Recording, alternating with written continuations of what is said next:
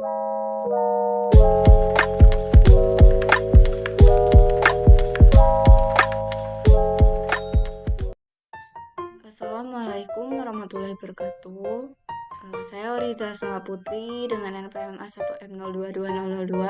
Di sini saya akan menjelaskan tentang materi yaitu interaksi makhluk hidup dengan lingkungan pada bab 2 semester 2 kelas 7.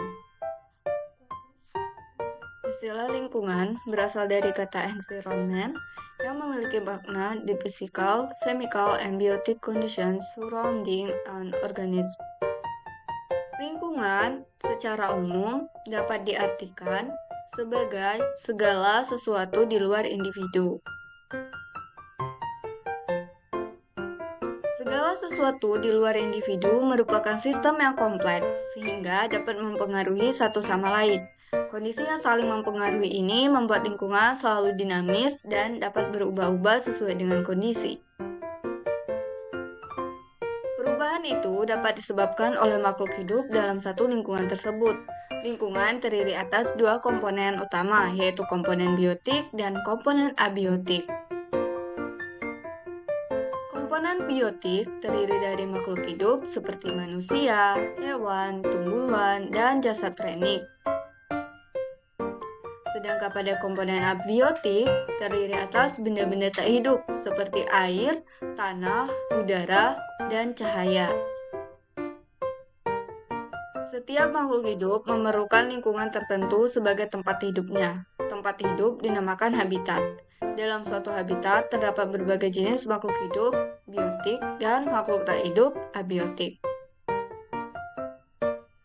Tempat yang kita kunjungi merupakan suatu habitat bagi suatu makhluk hidup.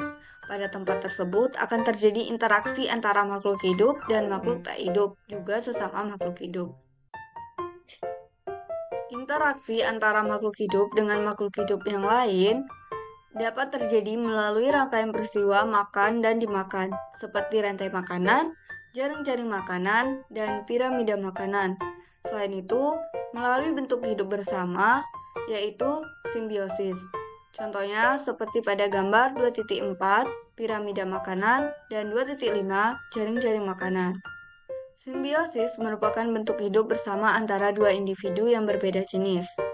Adapun macam-macam simbiosis yaitu simbiosis mutualisme, simbiosis komensalisme, dan simbiosis parasitisme. Simbiosis mutualisme merupakan suatu hubungan dua jenis individu yang saling memberikan keuntungan satu sama lain.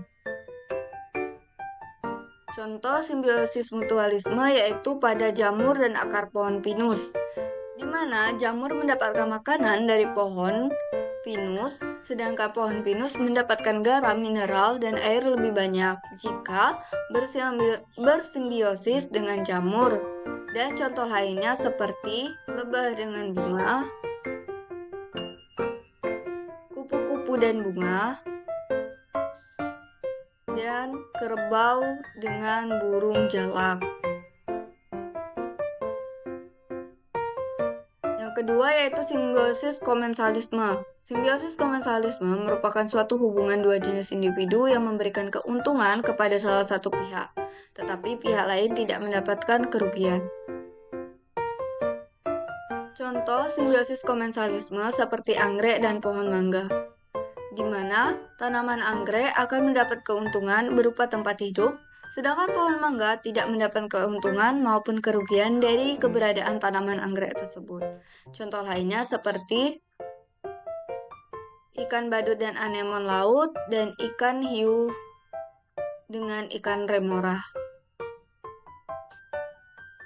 Selanjutnya yaitu simbiosis parasitisme, di mana simbiosis parasitisme merupakan suatu hubungan dua jenis individu yang memberikan keuntungan kepada salah satu pihak, tetapi pihak lain terkena kerugian.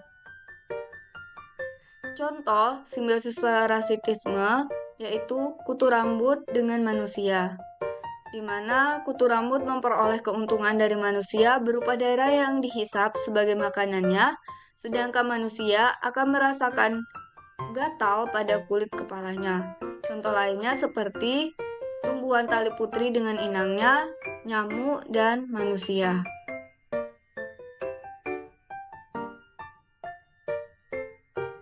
Selanjutnya yaitu peran organisme berdasarkan kemampuan menyusun makanan. Berdasarkan kemampuan menyusun makanan, peran organisme dibagi menjadi dua, yaitu autotrof dan heterotrof. Organisme heterotrof berdasarkan jenis makanannya dibagi lagi menjadi tiga, yaitu herbivora, karnivora, dan omnivora. Herbivora merupakan hewan pemakan tumbuhan, contohnya sapi, kerbau, kambing, domba, dan hewan lainnya. Karnivora merupakan hewan pemakan daging, contohnya seperti kucing, anjing, singa, dan serigala.